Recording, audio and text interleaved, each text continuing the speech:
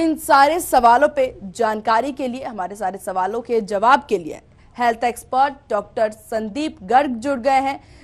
Doctor, बहुत स्वागत है आपका हमारे खास कार्यक्रम में। धन्यवाद।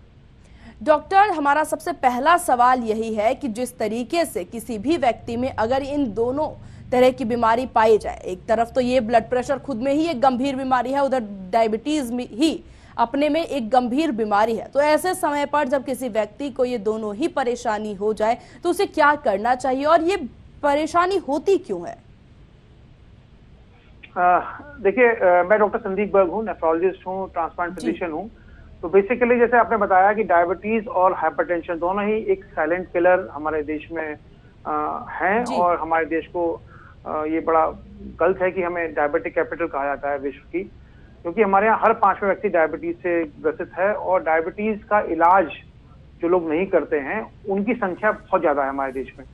डायबिटीज के बारे में लोगों की जो धारणा है कि डायबिटीज में एक गोली खा लीजिए, 2 गोली खा लीजिए और शुगर उससे कंट्रोल हो जाएगा, इससे कंट्रोल हो जाएगा, उससे लोग नहीं समझते इस बात को। डायबिटीज कंट्रोल करना बहुत जरूरी। फास्टिंग 100 एंड पीपी आपका 140 रहना चाहिए, HbA1c 6.5 रहना चाहिए, तभी आप आगे बीमारियों से ग्रसित नहीं होंगे। और जो आपने बताया कि हाइपरटेंशन, तो हाइपरटेंशन भी इसका साथी है, और किसी व्यक्ति को अगर डायबिटीज और हाइपरटेंशन है तो ये बहुत ही खतरनाक एक कॉम्बिनेशन है, और हमें चाहिए कि हम किसी एक्सपर्ट से मिलकर और डायबिटीज और ब्लड प्रेशर डॉक्टर संदीप, किन व्यक्तियों में ऐसी समस्या हो सकती है? उनमें कुछ लक्षण पहले से ही होते हैं या फिर अचानक किसी में भी हो सकती है? देखिए, डायबिटीज और ब्लड प्रेशर एक अनुवांशिक इसके पहलू भी हैं कि अनुवांशिक रूप से लोगों को ग्रसित करता है।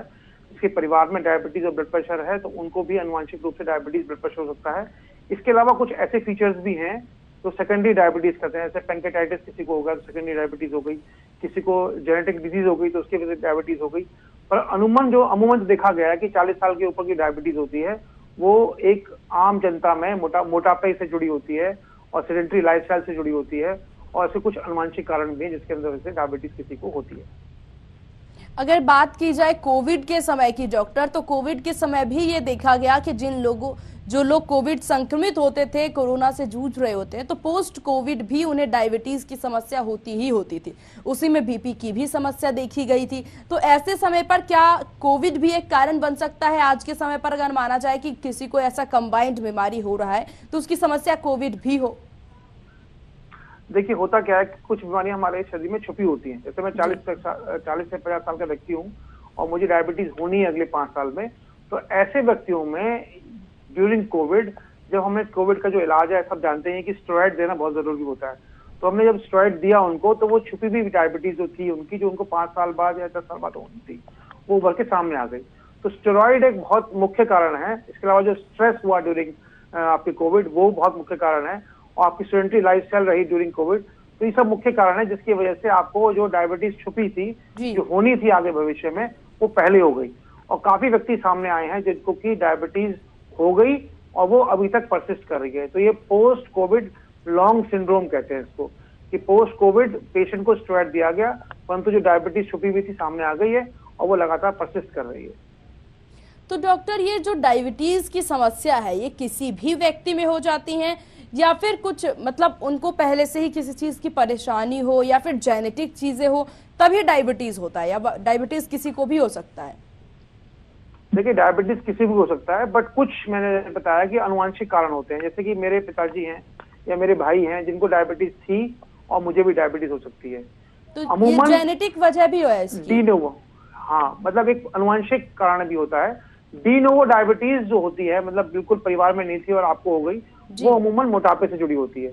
जब किसी को मॉर्बिड ओबेसिटी किसी को है और BMI 24-25 से ऊपर है उनका, और तो उस समय ऐसे व्यक्ति को जब हमें जो हमारा पैंक्रियाटिक सेल है, जो हमारे पैंक्रियाटिक सेल है वो हमारी पूर्ति नहीं कर पा रहे मोटापे की वजह से, तो ऐसे पेशेंट को भी डी नोवो, मतलब कि बिना किसी पारिवारिक कारण के आपको डायबिटीज हो सकती है। तो डी नोवो डायबिटीज भी होती है मोटापे की वजह से। अनुवांशिक कारण की वजह से डायबिटीज आपको है परिवार में तो आपको भी हो सकती है। इसके अलावा secondary diabetes because of chronic pancreatitis हो सकती है। इसके अलावा मैंने बताया कि कोविड की वजह से जिन्होंने स्टेरॉइड का सेवन किया है लंबे समय तक, उनको भी डायबिटीज हो सकती है। और ये बीपी की समस्या किन लोगों में अमूमन ज्यादा देखी जा सकती है, या फिर क्या वजह होती है कि किसी को बीपी की समस्या हो? बीपी जो है दो प्रकार का होता है, प्राइमरी हाइपरटेंशन, सेकेंडरी हाइपरटेंशन। जो आम जन में होता है वो प्राइमरी हाइपरटेंशन होता है। प्राइमरी हाइपरटेंशन के लिए भी अगेन कोई ऐसा कारण नहीं पाया गया, पर फिर भी जो कारण पाए गए उसमें सॉल्ट सेंसिटिव होना पेशेंट का, सॉल्ट सेंसिटिव नेचर। इसके अलावा जो पेशेंट को रेनिन इंड्यूस हाइपरटेंशन होता है और कुछ अनुवांशिक कारण होते हैं। तो बेसिकली डायबिटीज या हाइपरटेंशन के जो अमूमन जो हम देखते हैं, रोगी देखते हैं, वो प्राइमरी हाइपरटेंशन या प्राइमरी डायबिटीज के होते हैं। और इनमें जो मेन कारण है, मुख्य कारण है, वो अनुवांशिक होना ही है। मतलब स्वतः ही, जैसे कि हमें थायराइड की बीमारी होती है, जैसे हमें कि सोरियासिस होती है, लाइकन प्लेस, मतलब जो भी बीमारियां हमारी क्रॉनिक बीमारियां बॉडी में हैं वो यूजुअली अनुवांशिक होती हैं। इसके पीछे जेनेटिक कारण होते हैं, जिनके के पीछे एक पूरा रिसर्च किया गया, पर अनुमान ये माना गया कि जेनेटिक कारण ही माना गया है, जिसकी वजह से किसी व्यक्ति को डायबिटीज या ब्लड प्रेशर होता है। तो जिन लोगों में मान लीजिए किसी व्यक्ति में डायबिटीज और बीपी दोनों की समस्या, अब डायबिटीज में कहा जाता है शुगर नहीं खाना, और किसी व्यक्ति को बीपी की समस्या होती है तो उसमें नमक भी बंद होता है कि ज्यादा नमक नहीं खाना है, तो ऐसे समय पे व्यक्ति क्या करेगा? कोई भी व्यक्ति अगर जिनको इन दोनों समस्या से जो व्यक्ति जूझ रहे हो। देखिए, डायबिटीज और हाइपरटेंशन का जो ट्रीटमेंट है, उसका जो पहला जो मंत्र है वो यही है कि आपको लाइफस्टाइल मॉडिफाई करना है जी। कोई भी आप टेक्स्ट उठा के देख लीजिए डायबिटीज की और ब्लड प्रेशर के लिए, उसमें यही लिखा है, जितनी भी गाइडलाइंस हैं वर्ल्ड ओवर वो यही कहती हैं कि आपको लाइफस्टाइल मॉडिफाई करना है। और लाइफस्टाइल मॉडिफाई करने में आपको अपना रूटीन जो व्यायाम करना है, कम से कम 30 मिनट और हफ्ते में 5 दिन ये जरूर करना है 40 साल की उम्र के बाद। आपको अगर डायबिटीज है तो मीठा डेफिनेटली नहीं खाना है। इसके अलावा जो कार्बोहाइड्रेट डाइट है, कार्बोहाइड्रेट में जैसे हमारा चावल है, आपका जो ये गेहूं है, इसका सेवन नहीं करना है। चावल और गेहूं की जगह आप बाजरा लीजिए, मक्का लीजिए, वो लीजिए, बाजरा मक्का लीजिए, या फिर ये मक्के ले सकते हैं, तो ये लें तो आपको बेहतर रहेगा। इसी तरह का आपको हाइपरटेंशन है तो आपको सॉल्ट कम लेना है, बंद नहीं करना है, कम लेना है। और कम लेने में भी आपको, कुछ लोग कहते हैं कि ये पहाड़ी सॉल्ट ले लीजिए या फिर लोना सॉल्ट ले लीजिए, तो वो तरीका ठीक नहीं है। आपको जो है सॉल्ट का इंटेक ही कम करना है, क्योंकि लोना सॉल्ट लेंगे तो भी वो किडनी का पेशेंट नुकसान करेगा। अगर आप पहाड़ी सॉल्ट लेंगे तो कुछ लोगों को थायराइड की प्रॉब्लम है, उसमें नुकसान करेगा। तो आपको सॉल्ट इंटेक ही कम करना पड़ेगा। आपको कोई बहानेबाजी नहीं चलेगी कि आप कोई और तरह का सॉल्ट लें और नॉर्मल सॉल्ट ना लें। तो डायबिटीज में शुगर और कार्ब को कम करना है, और ब्लड प्रेशर में आपको नमक कम करना है, और लाइफस्टाइल मॉडिफाई करना बहुत जरूरी है। आजकल जो हमारे देश में जो हम लोग छुपी बीमारी है वो ओबेसिटी है, और ओबेसिटी ही दोनों हाइपरटेंशन, ओबेसिटी, डायबिटीज, ये जो कॉम्बिनेशन है, जो हमारा कॉम्बिनेशन है, बहुत ही खतरनाक कॉम्बिनेशन होता है पेशेंट के लिए। तो इसके कारण क्या हो सकते हैं डॉक्टर, और लक्षण क्या होंगे? अगर किसी व्यक्ति को ये समस्या है तो आखिर अब उन्हें पता कैसे चले कि पहले से ही कोई व्यक्ति डायबिटीज का पेशेंट है, अब उसकी बीपी में भी समस्या होने लगी, तो ऐसे समय पे लक्षण क्या कुछ होंगे? क्योंकि बहुत सारे लोग इसे इग्नोर भी करते हैं, देखा भी करते हैं। एक डायबिटिक पेशेंट है, ओबीस पेशेंट है, और उसको ब्लड प्रेशर भी है। तो ब्लड प्रेशर का जो अमूमन लक्षण होते हैं वो होते हैं कि पेशेंट के हेडेक रहता है, एंड हेडेक यूजुअली टेम्पोरल, पीछे की तरफ रहता है, टेम्पोरल और ऑक्सीपिटल एरिया में रहता है, वो फ्रंटल हेडेक नहीं होता है। इसके अलावा पेशेंट को जो है एक्सेसिव डायलिसिस, खासकर रात के टाइम में पेशाब का ज्यादा आना और पैरों में सूजन आना, ये एक सूचक है कि पेशेंट को ब्लड प्रेशर रहेगा। परंतु ये सूचना जो है पेशेंट को बहुत लेट मिलती है। तो बेटर यही है कि अगर आप ओबीज हैं, आप डायबिटिक हैं, तो आप हर 6-6 महीने पे अपना ब्लड प्रेशर, अपना शुगर, अपने कुछ टेस्ट, रूटीन टेस्ट है वो कराते रहें। और किसी व्यक्ति को एक ही साथ ये दोनों समस्या आ जाए, फिर ऐसे में क्या कुछ लक्षण होंगे? किसी को डायबिटीज भी है, किसी को ब्लड प्रेशर भी है, किसी को मोटापा भी है, तो उसको हर 3 महीने 6 महीने पे अपनी जांचें कराती रहनी चाहिए। मतलब अमूमन हर व्यक्ति को अपनी बॉडी चेकअप लगातार करवाते रहना चाहिए। मैडम, अगर वो डायबिटिक है, अगर वो हाइपरटेंसिव है, अगर वो ओबीज है, वो 40 साल से ऊपर की उम्र है, तो ऐसे व्यक्तियों में बीमारी की संभावना बढ़ जाती है। तो वो सुरक्षित रहें, आगे उनका परिवार सुरक्षित रहे, इसके लिए बहुत जरूरी है कि समय समय पर जांचें कराते रहें। जरूरी नहीं आप स्पेशलिस्ट से मिलें, आप किसी अपने जो आपके मोहल्ले में, आपके गली में, आपके आसपास जो डॉक्टर हैं, क्वालिफाइड डॉक्टर्स हैं, उनसे मिलके भी इन चीजों को प्राइमरीली मैनेज कर सकते हैं। और जब आपकी समस्या बढ़ जाती है तो आप स्पेशलिस्ट को दिखा सकते हैं। अच्छा, ये इनमें ऐसा भी चीज हो सकता है कि महिलाओं में ये ज्यादा पाया जाए इस तरह की परेशानी, या पुरुष में ज्यादा पाई जाती हो इस तरह की परेशानी, या फिर ये कॉमन है, किसी को भी कभी भी हो सकता है और इनकी दर भी बराबर? ये जो बीमारियां हैं डायबिटीज, ओबेसिटी और मोटापा, ये अमूमन मेल जेंडर में पाई जाती हैं।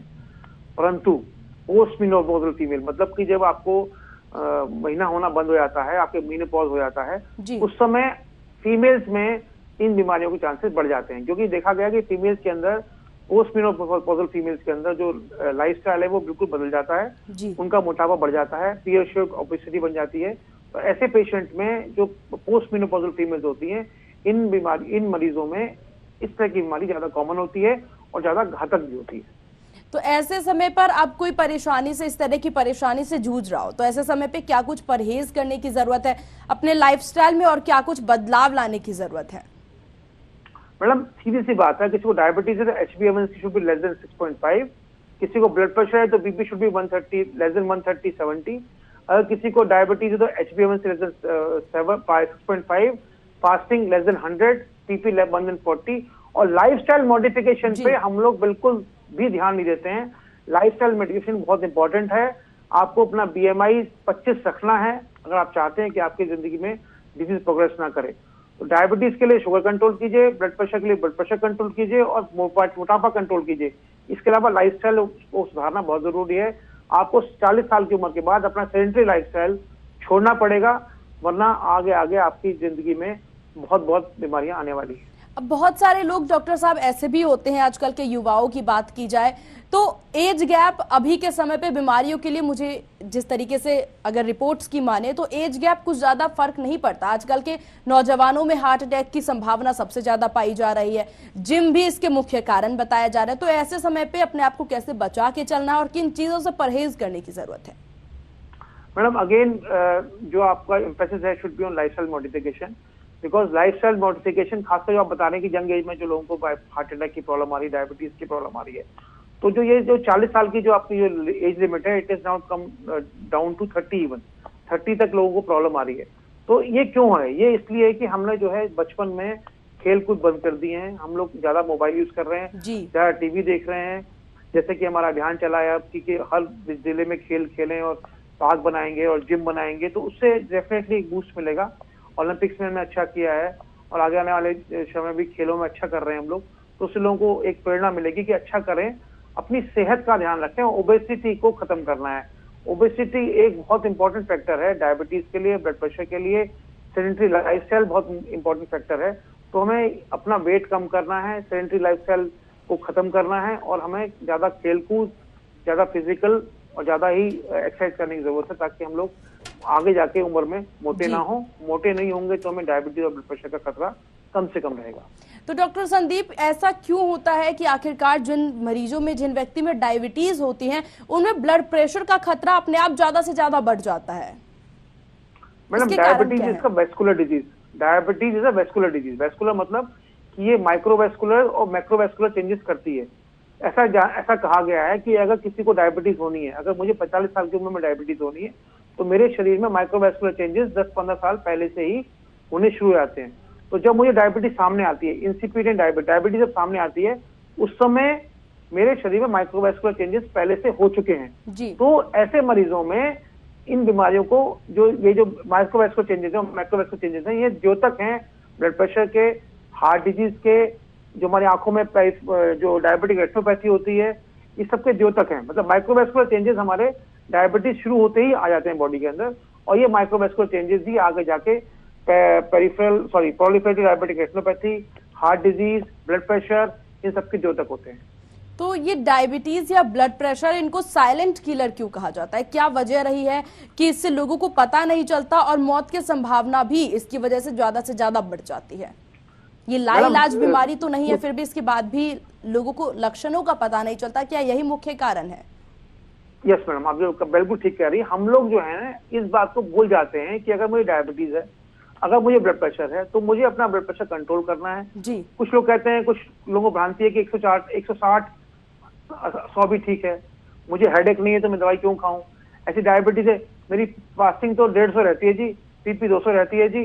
तो ये जो धारणा है, इसे बिल्कुल हमें आपके प्रोग्राम के द्वारा मैं एक संदेश देना चाहता हूँ, इसे हटाएं। आपका ब्लड प्रेशर और ब्लड शुगर और लाइफस्टाइल मॉडिफिकेशन बहुत इंपॉर्टेंट है। आप समझ नहीं रहे, जो ये पूरा फार्मा इंडस्ट्री हमारी है, जो हमारे बड़े बड़े हॉस्पिटल्स हैं, ये चली इन्हीं बीमारियों पर है। अगर आज भगवान करे कि डायबिटीज और ब्लड प्रेशर खत्म हो जाए, तो आप ये बात किसी से पूछ भी सकते हैं, और ये बात मैं दावे से कह रहा हूँ कि आधे हॉस्पिटल जो हैं वो बंद हो जाएंगे। क्योंकि हमारे यहाँ जो हॉस्पिटल में इस समय 170 मरीज हैं, और 170 पेशेंट्स में कम से कम 100 मरीज जो हैं वो डायबिटीज और ब्लड प्रेशर रिलेटेड कॉम्प्लिकेशंस की वजह से हैं। तो डायबिटीज और ब्लड प्रेशर को समझें, ये एक साइलेंट किलर है और आपकी जिंदगी को तबाह कर देते हैं अगर आप टाइम से इलाज ना कराएं और लाइफस्टाइल मॉडिफाई ना करें। मैं डरा नहीं रहा हूँ, सच्चाई है ये। जी बिल्कुल, क्योंकि जिस तरीके से आजकल सही कहा जैसा कि आपने कि देखा जाए तो हर घर में कोई ना कोई डायबिटीज का पेशेंट तो मिल ही जाता है। तो डायबिटीज सिर्फ वेट बढ़ने के कारणों से होता है या डायबिटीज की वजह से वेट घट भी सकते हैं? मैडम अगर डायबिटीज कंट्रोल नहीं है, आपकी डायबिटीज अगर कंट्रोल नहीं है, इनिशियली किसी को डायबिटीज होती है तो उस समय वेट लॉस होता है बिकॉज आपके यूरिन में ग्लूकोज निकलता है, बट दैट इज ट्रांजिएंट, बहुत थोड़े समय के लिए होता है वो। जैसे ही पेशेंट दवाई खाना शुरू करता है दोबारा उसका वेट गेन शुरू हो जाता है, क्योंकि जो डायबिटीज है वो एक एनाबॉलिक डिजीज है, वेट बढ़ाती है जी। और खासकर जो ट्रीटमेंट है वो भी वेट बढ़ाता है। कुछ ही दवाइयां हमारी आई हैं, जैसे कि एक नई दवाई आई इस समय, बड़ा हलचल है इस समय मेडिकल साइंस में उसका, उसे कहते हैं SGLT2 इनहिबिटर, वो वेट लॉस करती है। इसके अलावा GLP-1 RAs, वो भी वेट लॉस करती है। तो हमारी जो डायबिटीज दवाइयां उसमें 2 दवाइयां ऐसी हैं, एक तो ये SGLT2 इनहिबिटर्स और GLP-1 RA, ये भी हमें प्रमोट करनी चाहिए, क्योंकि यही 2 दवाइयां ऐसी हैं इस समय मेडिकल साइंस में जो हमारा वेट कम करती हैं डायबिटीज के ऊपर। बाकी जितनी भी दवाइयां हैं वो या तो वेट न्यूट्रल है या ज्यादातर दवाइयां वेट बढ़ाने वाली दवाइयां। तो दवाई वेट जो है एक बहुत इंपॉर्टेंट फैक्टर है बोथ डायबिटीज और हाइपरटेंशन के कंट्रोल के लिए। तो साथ ही साथ अगर बात की जाए डायबिटीज की वजह से, जब डायबिटीज में दवाई खाते हैं तो वो भी मुख्य कारण होता है वेट को लेकर के। और आज के समय पर डॉक्टर संदीप देखा जाए तो ऐसा नहीं है कि कोई एज ग्रुप हो उन्हीं को ये बीपी की समस्या हो। आज के समय पे देखा जाए तो युवाओं में खासतौर पर हम देखते हैं कि बीपी की समस्या होती है। तो युवाओं को क्या वजह है कि युवाओं में ये समस्या सबसे ज्यादा उभर के सामने आ रही है, बीपी की समस्या खासतौर पर?